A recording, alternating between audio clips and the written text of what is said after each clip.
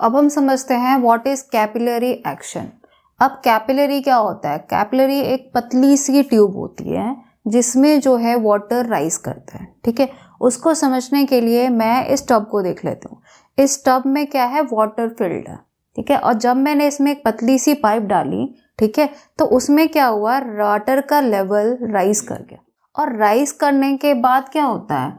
इस कैपिलरी के अंदर ये इस तरीके से कर्व बनाता है। ठीक है, ये कर्व को हम क्या बोलते हैं? मेनिस्कस बोलते हैं। ठीक है, तो ये मेनिस्कस क्यों बना और वाटर इसमें क्यों राइज किया, ये चीज़ अब हम समझने जा रहे हैं। ठीक, तो ये ट्यूब में जब कैपिलरी डाला तो वाटर क्यों राइज हुआ?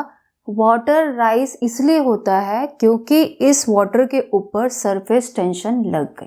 तो reason of rise of liquid is due to the surface tension. तो क्या होता है कि इसके बॉर्डर पे सरफेस टेंशन लगने लगता है, जिस वजह से इस वाटर का लेवल जो है वो राइज कर जाता है। ठीक है, और टेंशन कर लगती कहाँ पे है? टेंशन लगती है इसके बॉर्डर्स पे। ठीक है, इसके बॉर्डर पे टेंशन लगने की वजह से ही वाटर का लेवल राइज कर जाता है। अब हुआ क्या? ये मान लो कि ये मेरा एक सर्कमफ्रेंस है 2 पाई आर। अब क्या होगा? सरफेस टेंशन इस पे बॉर्डर्स पे लगेगी, जिस वजह से वाटर का लेवल जो है वो राइज कर गया। ठीक है, तो इस तरीके से मैं सबसे पहले कैलकुलेट करूंगी what is the upward force applied on liquid. तो यहाँ पे इसको मिल रही है टेंशन। ठीक है, अब ये टेंशन लग रहा है इधर, तो यहाँ पे क्या मिलेगा हमें? रिएक्शन। तो यहाँ पे लग रही है टेंशन। ठीक है, और इस टेंशन को बैलेंस कर रहा है आर रिएक्शन। ठीक है, ठीक है, और आर किसके इक्वल है? टेंशन के बराबर। तो इसी कंपोनेंट के कारण ही जो वाटर का लेवल है वो राइज कर रहा है। तो मतलब आर के वजह से ही वाटर जो है इसके अंदर राइज कर रहा है। अब मैं देखती हूँ कि टेंशन के कंपोनेंट्स कौन कौन से मदद करेंगे इसको राइज कराने में। अब मैं देखती हूँ कि रिएक्शन के हमारे कौन कौन से कंपोनेंट्स होंगे या फिर टेंशन के कौन से कंपोनेंट्स होंगे। अब यहाँ पे हमें पता है 2 रेक्टेंगुलर कंपोनेंट्स होते हैं। एक थीटा के साथ होता है जो कि उसका टी कॉस थीटा कंपोनेंट है, और एक वो परपेंडिकुलर कंपोनेंट होता है that is T sine theta. तो जिस तरीके से टी साइन थीटा यहाँ पे लग रहा है, सेम यहाँ पे भी लगेगा ऑपोजिट में, that is T sine theta. ठीक है, यहाँ पे भी सेम चीज़ ही है, थीटा बनेगा और साथ में लगेगा एक कंपोनेंट टी कॉस थीटा। तो डायग्राम तो अब हमें समझ आ गया। अब हम देखते हैं कि कौन सा कंपोनेंट इसको राइज करने में मदद कर रहा था। ठीक है, अब ये वाला जो कंपोनेंट है टी साइन थीटा, वो क्या है? इधर भी लग रहा है और इधर भी लग रहा है, और दोनों जो है इक्वल है। ठीक है, तो ये इसको राइज करने में मदद नहीं करेंगे। तो राइज कौन करवाएगा? जो ऊपर की तरफ लग रहा होगा। तो वो कौन सा कंपोनेंट है? T cos theta. तो टी कॉस थीटा ही इसको लेवल अप करने में हेल्प कर रहा है। तो बेसिकली अब मैं चेक करूंगी what is the upward force applied on the liquid. तो फाइंड करते हैं। ठीक है, तो अब हम निकाल रहे हैं total upward force on liquid. अब क्या है? लिक्विड तो पड़ा है मेरा इस सिलेंड्रिकल ट्यूब में। ठीक है, और इसकी बाउंड्री क्या है? एक सर्कल बना रही है। तो मैं एक सर्कल ड्रॉ कर लेती हूँ। तो ये मेरा एक सर्कल है। ठीक है, और सर्कल का सरकमफ्रेंस मतलब कि बाउंड्री क्या होगा? 2 पाई आर। ठीक है, अब मैं देखती हूँ कि इसको राइज कराने में किसने मदद की थी? टेंशन के T cos component. T cos theta जो कंपोनेंट है वो इसको राइज कराने में मदद कर रहा था। तो अब हम टोटल अपवर्ड फोर्स निकालेंगे। तो मुझे क्या मिलेगा? 2 pi r into t cos theta. तो ये जो है ये फोर्स है जिस वजह से वाटर जो है कैपिलरी में राइज कर जाता है। तो ये चीज़ तो अब हमें समझ आ गई कि total upward force on liquid क्या लग रहा है? 2 pi r into t cos theta. तो ये अपवर्ड फोर्स है जो इस लिक्विड को राइज करवा रहा है। ठीक है, अब हमें कुछ ये भी तो पता है कि लिक्विड का भी तो कुछ वेट होगा जो नीचे से लग रहा होगा। ठीक है, तो अपवर्ड फोर्स राइज करवा रहा है और वेट ऑफ लिक्विड नीचे से उसे खींच रहा है। अब वो दोनों आपस में बैलेंस कर रहे हैं। तो अब हम निकालेंगे what is the weight of liquid which is taking it down. ठीक है, तो वो डाउन उसको जो लेके जाएगा, तो अब हम लिखते हैं what is the weight of liquid. तो वेट ऑफ लिक्विड क्या होगी, वेट ऑफ लिक्विड होगी m इंटू जी, ठीक है, m इंटू जी मतलब मास इंटू ग्रेविटी। अब मास क्या होता है, वॉल्यूम इंटू डेंसिटी, तो हम लिखेंगे कि ये mg इज इक्वल टू है v इंटू रो इंटू जी। तो v क्या है, वॉल्यूम ऑफ लिक्विड, और रो क्या है, डेंसिटी ऑफ लिक्विड। तो अब मैं v रो g की वैल्यू मैथमेटिकली कैलकुलेट कर, तो अब बेसिकली रो और जी की वैल्यू तो हमें गिवन होती है, निकालना क्या है मुझे, वॉल्यूम। अब वॉल्यूम निकालने के लिए पहले मैं इसका पार्ट ड्रॉ करूंगी। तो जैसा कि मुझे पता है कि वेट ऑफ लिक्विड होता है वी रो जी, तो सबसे पहले हमने इसमें वॉल्यूम निकाला। अब वॉल्यूम कैसे निकलेगा, पहले इस हाइट तक ये एक सिलेंडर है और इस सिलेंडर की हाइट h होगी और रेडियस r हो गया, तो इसका वॉल्यूम क्या आ गया, पाई आर स्क्वायर h। और वॉल्यूम ऑफ सिलेंडर क्या है, रेडियस r, और साथ में हमने सॉल्व किया तो क्या आ जाएगा, फॉर्मूले में क्या आ गया, पाई आर स्क्वायर h, ठीक है। अब यहाँ तक का वॉल्यूम हमने कैलकुलेट कर लिया। अब हम जाते हैं मेनिस्कस पार्ट में। तो मेनिस्कस पार्ट में हमारे पास दो चीज है, तो ये है एक हेमिस्फेयर, ठीक है, और हेमिस्फेयर कहाँ पे पड़ा हुआ है, वो सिलेंडर के ही एक पार्ट में पड़ा हुआ है, ठीक है। तो यहाँ पे ये जो है रेडियस r है, तो हाइट भी क्या हो जाएगी, r हो जाएगी, क्योंकि हेमिस्फेयर नीचे तक आ रहा है और उसका रेडियस r है, तो हाइट भी क्या बन गई, r।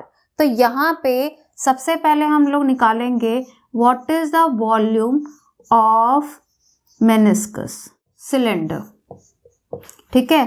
तो सिलेंडर क्या है, यहाँ पे ये बनेगा पाई आर स्क्वायर और हाइट क्या है r, तो ये बन गया पाई r का क्यूब। तो volume of cylinder of meniscus क्या आ गया, पाई r की क्यूब। तो अब हम क्या देख रहे हैं कि ये सिलेंडर हमने निकाल लिया, that is pi r cube. अब इस सिलेंडर के अंदर एक हेमिस्फेयर दिख रहा है, ठीक है, उस हेमिस्फेयर के अंदर तो पानी नहीं गया, ठीक है, उस कर्व के ऊपर ही, इस कर्व के ऊपर ये वाटर जो है नहीं गया, ठीक है। तो इसका मतलब ये एक हेमिस्फेयर है जो कि इस वॉल्यूम में से माइनस होना चाहिए। तो यहाँ पे मैं लिखूंगी volume of hemisphere of meniscus. तो अब हम इसमें से माइनस कर देंगे दिस वॉल्यूम ऑफ हेमिस्फेयर।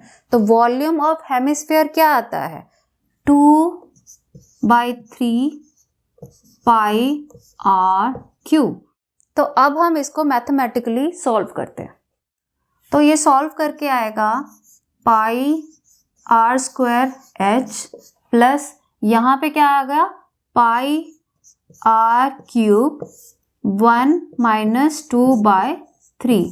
तो सॉल्व करके आएगा pi r square h plus 1 minus 2/3 क्या हो जाएगा, 1/3 पाई r क्यूब। तो ये आ जाएगा पाई r का स्क्वायर, यहाँ से बचा h और यहाँ से बच गया एक r और अपॉन 3, तो ये आ गया r/3। तो वेट ऑफ लिक्विड हमारा आ गया, वॉल्यूम कितना है ये वैल्यू पुट कर देते हैं यहाँ पे, pi r square h plus r/3, साथ में है रो और g, रो इंटू g।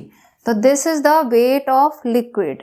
अब हमें क्या पता है कि वेट ऑफ लिक्विड जो है वो अपवर्ड फोर्स ऑन लिक्विड के बराबर था। तो यहाँ पे हम लिख देते हैं weight of liquid is equal to upward force on liquid.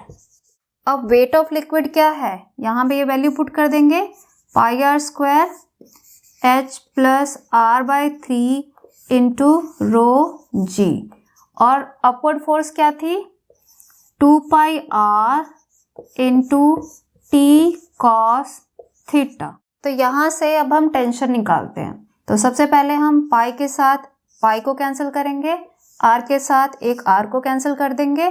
तो यहाँ से मेरे पास t इज इक्वल टू आया r h plus r by 3 rho g upon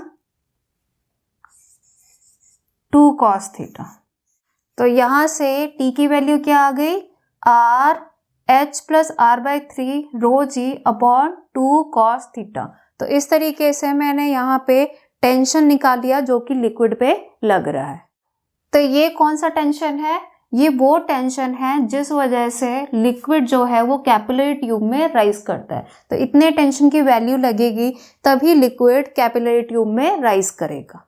तो लिक्विड को राइज कराने के लिए जिस टेंशन की जरूरत थी उस टेंशन की ये वैल्यू है। अब हमें पता है कि कैपिलरी ट्यूब की लेंथ जो है या हाइट जो है वो बहुत ज़्यादा है और रेडियस जो है इसका बहुत ही छोटा होता है।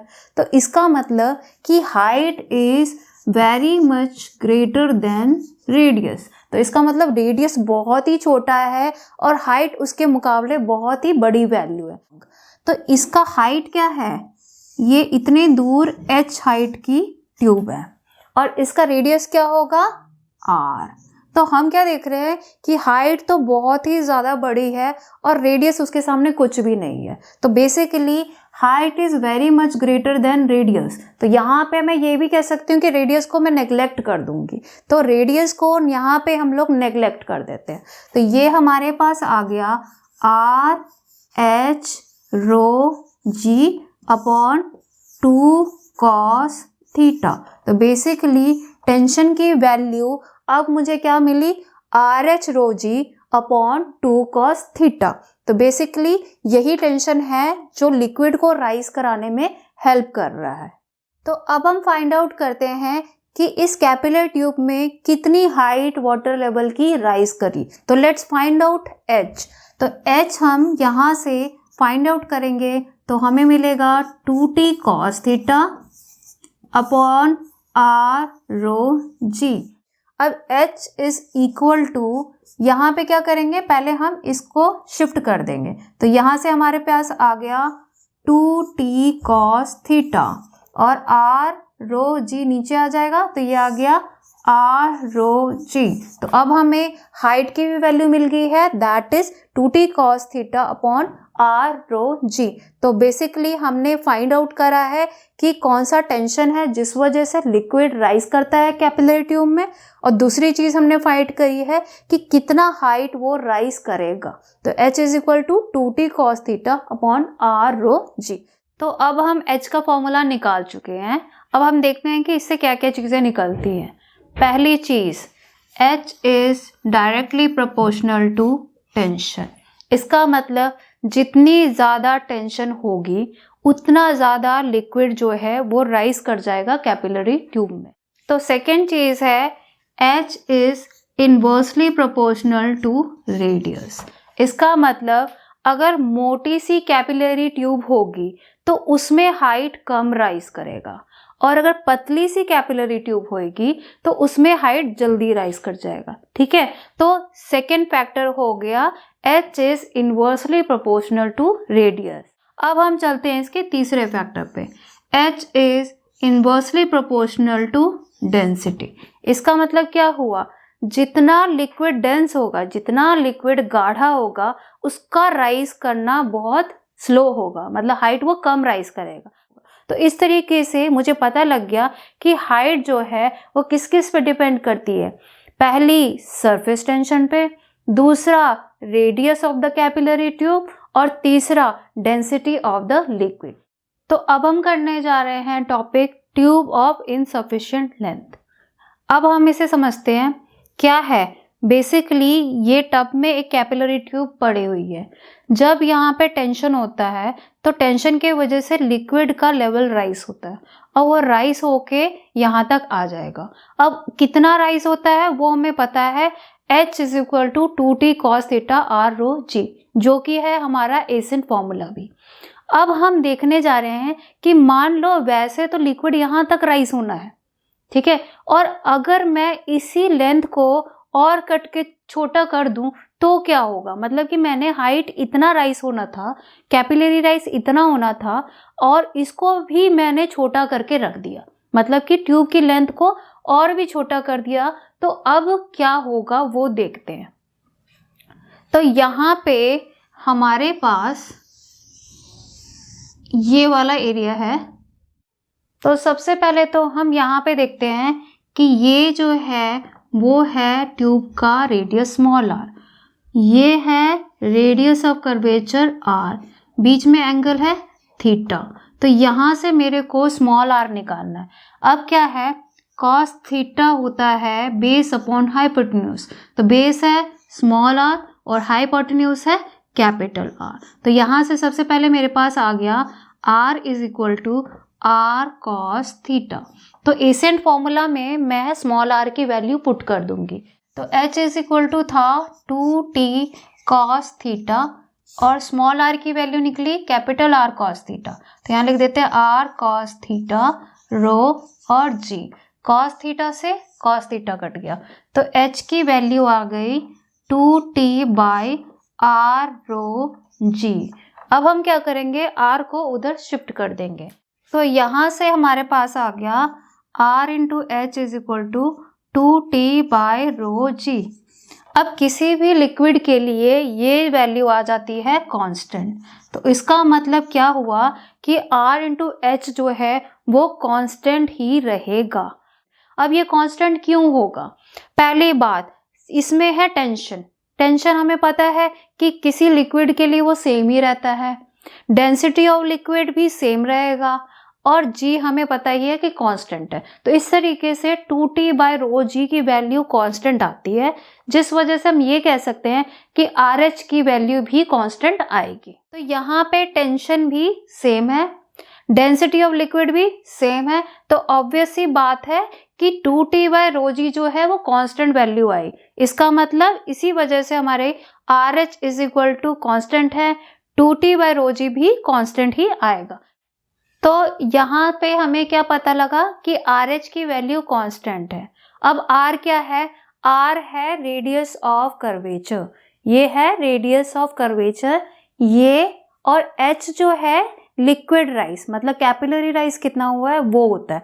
तो R इंटू एच जो है वो हर केस में जो है वो कांस्टेंट होगा, चाहे वो R इंटू एच हो, चाहे वो R dash into H dash हो, ठीक है, वो दोनों ही जो है वो कांस्टेंट होगा। तो इससे मुझे पता चलता है कि R into H is equal to R dash into H dash. तो इसका मतलब ये दोनों ही वैल्यू क्या है, सेम रहेंगी, मतलब कि कांस्टेंट रहेगी इन बोथ द केसेस।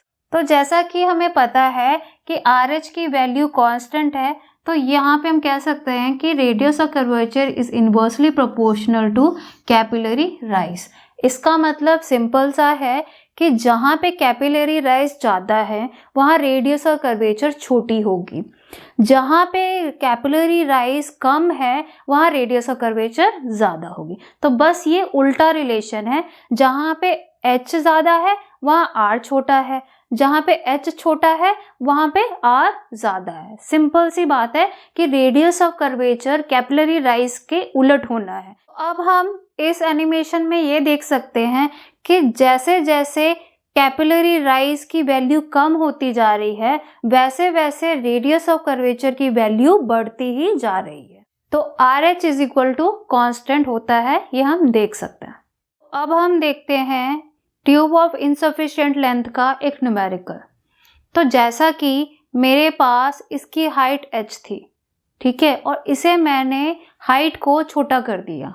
अब क्या हो गया, ये ट्यूब ऑफ इनसफिशिएंट लेंथ बन गया। तो बेसिकली इस क्वेश्चन में मुझे फाइंड आउट करना है कि what is the rise of liquid in the capillary tube. तो वो चीज़ हम निकालते हैं। तो हमारे पास दिया क्या हुआ है, रेडियस दिया हुआ है, थीटा दिया हुआ है, डेंसिटी ऑफ वाटर दी हुई है और सरफेस टेंशन भी दिया हुआ है। तो इसके लिए फॉर्मूला क्या होता है, तो H की वैल्यू क्या आ गई, H is equal to 2t cos theta upon R rho g. तो यहाँ पे हम वैल्यू पुट करते हैं, H is equal to 2 into surface tension जो कि है 72, अब थीटा है 0 डिग्री और कॉस 0 डिग्री अपॉन रेडियस की वैल्यू है 0.03 into density of water is 1 into gravity की वैल्यू है 980 इन CGS। तो cos 0 डिग्री की वैल्यू क्या हो जाएगी 1, जैसा कि हमें पता है। अब वैल्यू पुट करने के बाद इसको कैलकुलेट करेंगे और कैलकुलेट करके इसकी वैल्यू आएगी 4.9 सेंटीमीटर। तो इतना राइज होगा लिक्विड का इन द कैपिलरी ट्यूब। तो यहाँ पे हमने देखा कि हाइट की वैल्यू है 4.9 सेंटीमीटर। अब हम क्या कर रहे हैं कि अब हम इस ट्यूब को छोटा कर देंगे। छोटा कर देंगे मतलब इसकी हाइट बना देंगे 3 सेंटीमीटर, मतलब 4.9 से 3 सेंटीमीटर बना दिया। तो अब हमें पता लगाना है कि न्यू रेडियस ऑफ कर्वेचर क्या होगा। तो अब हमें निकालना है कि इस कर्वेचर का क्या रेडियस होगा जब हमने इसकी हाइट को 3 सेंटीमीटर बना दिया। तो यहाँ पे हमें गिवन है रेडियस ऑफ कैपिलरी ट्यूब जो कि है 0.03 सेंटीमीटर। ठीक है, अब इसको यूज करते हुए हम फाइंड आउट करेंगे रेडियस ऑफ कर्वेचर। ठीक है, तो अब हम इसको फाइंड आउट करते हैं। इसको फाइंड आउट करने के लिए मैंने इसको थोड़ा रीड्रॉ करके साफ सुथरे में बना लिया है। अब यहाँ पे क्या क्या चीज़ है, ये है रेडियस ऑफ कैपिलरी ट्यूब, ये रेडियस ऑफ कर्वेचर है, ये है बीच में एंगल थीटा। तो यहाँ पे अब हमें पता है कि कॉस थीटा होता है बेस अपॉन हाइपोटेन्यूज। तो बेस क्या है स्मॉल आर और हाइपोटेन्यूज क्या है कैपिटल आर। ठीक है, तो यहाँ से मेरे पास आ गया small r is equal to R cos theta. अब हमारे पास थीटा की वैल्यू है 0 डिग्री, तो कॉस 0 डिग्री होता है 1। तो यहाँ पे r into 1 is equal to this. तो यहाँ से मेरे पास क्या चीज़ आ गई कि r जो r है स्मॉल r के equal, r is equal to है स्मॉल r। ठीक है, और स्मॉल r कितना गिवन है 0.03 सेंटीमीटर। तो कैपिटल R भी आ गया हमारे पास 0.03 सेंटीमीटर। तो यहाँ से हमने रेडियस ऑफ कर्वेचर को फाइंड आउट कर लिया है।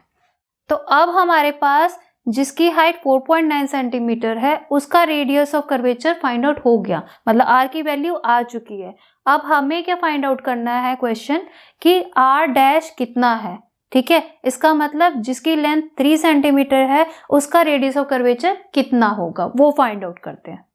तो अब जैसे मुझे पता है कि RH is equal to R dash H dash होता है, अब मैं इसके अंदर वैल्यू पुट कर दूंगी। तो रेडियस ऑफ कर्वेचर है 0.03 centimetre and rise in the tube is 4.9 centimetre.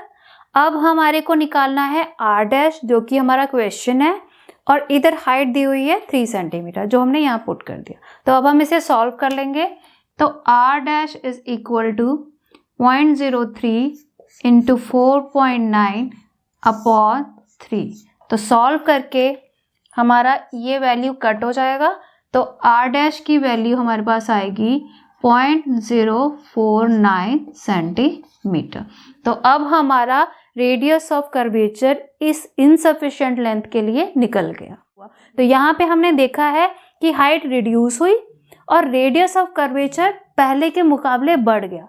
पहले था वो 0.03 सेंटीमीटर और अब उसकी वैल्यू हो गई 0.049 सेंटीमीटर। तो इस तरीके से हम देख रहे हैं कि अगर हाइट हम रिड्यूस करेंगे तो रेडियस ऑफ कर्वेचर पहले के मुकाबले बढ़ जाए। तो अब हम एक कैपिलरी एक्शन का एक स्पेशल केस देखने जा रहे हैं। ठीक है, अब हमने ट्यूब के अंदर 2 टाइप की लिक्विड्स लिए हैं। एक हमने वाटर लिया है और एक हमने मर्करी लिया है। तो एक में तो कैपिलरी राइज हो रहा है, ठीक है, और एक में कैपिलरी फॉल हो रहा है। ठीक है, तो ये क्यों हो रहा है ये हम देखते हैं।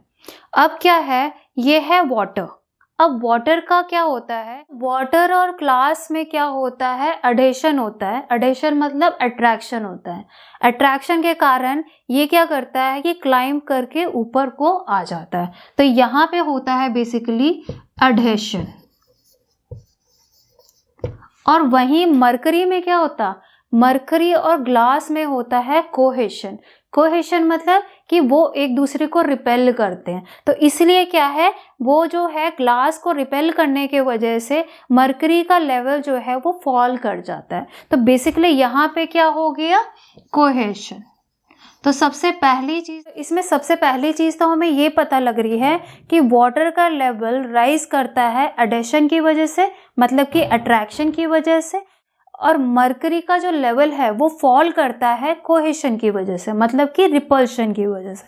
अब हम देखते हैं कि ऐसा उसमें क्यों होता है, कैसे समझेंगे, with the help of angle of contact. तो सबसे पहले हमने देखना है what is the angle of contact.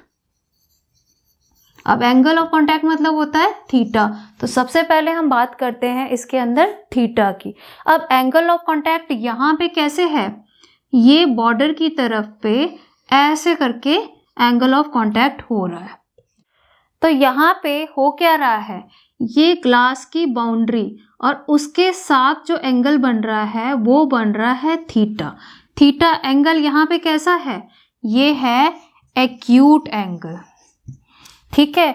अब इसकी बात करो तो यहाँ पे क्या है, ग्लास और मरकरी का आपस में होता है इस तरीके से, तो ये एंगल बन रहा है ऑब्ट्यूस। तो यहाँ पे अब हम एंगल ऑफ कॉन्टैक्ट देखते हैं, तो ये है ये, और इस तरीके से इसके बीच में एंगल बन गया थीटा, जो कि बन गया है ऑब्ट्यूस, ठीक है। तो एक में एक्यूट एंगल बन रहा है और दूसरे में ऑब्ट्यूस एंगल बन रहा है। अब जिसमें एक्यूट एंगल बन रहा है उसमें अगर हम कॉस थीटा की वैल्यू देखें तो वो आती है हमारे को पॉजिटिव, और अगर ये वैल्यू पॉजिटिव आ रही है तो सिंपल सी बात है कि हाइट जो है वो राइज करता है, ठीक है। और जो कॉस थीटा अगर ऑब्ट्यूस है तो इसकी वैल्यू आती है नेगेटिव, तो इस केस में जो है वो कैपिलरी फॉल करेगा। ये हमें कहाँ से पता लगता है, H का फॉर्मूला होता है 2t cos theta upon r rho g। इसका मतलब हाइट जो है वो डिपेंड करता है cos थीटा पे। अगर cos थीटा पॉजिटिव आ रहा है तो कैपिलरी राइज होगा, तो अगर cos थीटा की वैल्यू पॉजिटिव आएगी तो इसका मतलब H की वैल्यू पॉजिटिव आएगी, इसका मतलब हाइट जो है वो बढ़ेगा। अगर cos थीटा की वैल्यू नेगेटिव आई तो H की वैल्यू भी जो है वो नेगेटिव आएगी, इसका मतलब कि हाइट जो है वो फॉल कर जाएगा, मतलब कैपिलरी फॉल होने लग जाएगा। तो यहाँ से हमें पता लग जाता है कि इन दो केसेस में किस में राइज और किस में फॉल करेगा। अब हम लोग डिस्कस करने जा रहे हैं अबाउट द शेप, ठीक है। अब क्या है, यहाँ पे क्या हो रहा है, अट्रैक्शन हो रहा है ग्लास और वाटर के बीच में। जब अट्रैक्शन होता है तो लिक्विड क्या करने लगता है, राइज करता है। तो यहाँ पे क्या हो रहा है, इधर से भी राइज कर रहा है, इधर से भी राइज करना चाहता है। तो बेसिकली यहाँ पे शेप जो है वो क्या दे रही है हमें, कॉन्केव की लुक। तो यहाँ पे लिक्विड और ग्लास के बीच में अट्रैक्शन हो रही है, जिस वजह से इसकी शेप जो है वो हमें देती है लुक कनकेव की। तो यहाँ पे ये कनकेव का शेप बना रहा है। अब दूसरे केस में क्या हो रहा है, मरकरी और ग्लास के बीच में है रिपल्शन, ठीक है। जब रिपल्शन होता है तो ये क्या कर रहा है, इससे दूर आ रहा है, मतलब नीचे उसको पुल करी जा रहा है, ठीक है। उसके वजह से क्या है, उसका शेप इस तरीके का बन रहा है, इस तरीके का। इस तरीके की शेप को हम क्या बोलते हैं, कॉन्वेक्स शेप। तो थर्ड पैरामीटर में हमने क्या डिस्कस किया, अबाउट द शेप, ठीक है। तो यहाँ पे राइज होने के कारण ये बना रहा है कनकेव, और यहाँ पे फॉल होने के कारण ये हमें कॉन्वेक्स शेप करता है। तो ये दोनों जो शेप हैं वो अट्रैक्शन और रिपल्शन के ऊपर डिपेंडेंट है। अगर अट्रैक्शन होती है तो कनकेव शेप बनाएगा, रिपल्शन होती है तो कॉन्वेक्स शेप बनाएगा। यहाँ पे हमने देखा वाटर और मरकरी का case. So this topic is complete. Thank you and keep watching Play Chemistry and do subscribe our channel.